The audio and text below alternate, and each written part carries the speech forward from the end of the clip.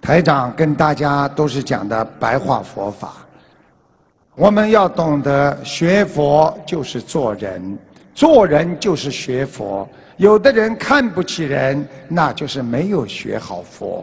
尊重别人就是尊重自己。一个能够懂得谅解人家、理解人的人，那就是一个人间的佛。所以台长经常跟大家讲，我们要真正的学佛，就是要真正的用心去体验佛的思维。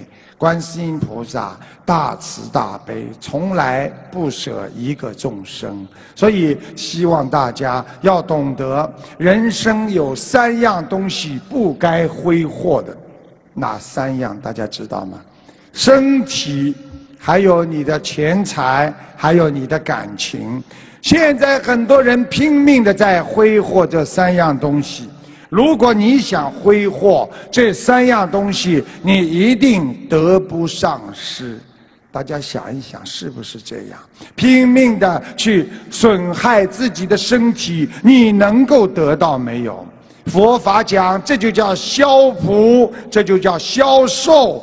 实际上，用现在话讲，就是消人生。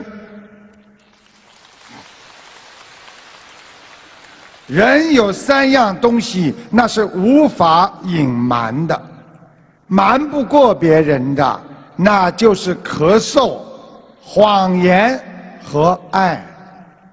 爱在心中，但是它会流露出来。咳嗽在喉咙里，那你憋不住的。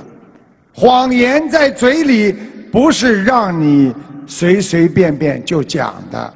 所以你想要隐瞒，在佛法讲起来就是害人害己，害你的慧命。所以我们要制止妄语。我们经常说舌头是祸福之门，一个多门的房子会容易吹进很多的风沙呀。所以守住自己的嘴巴，学佛人要懂得有事不怕事，无事不找事。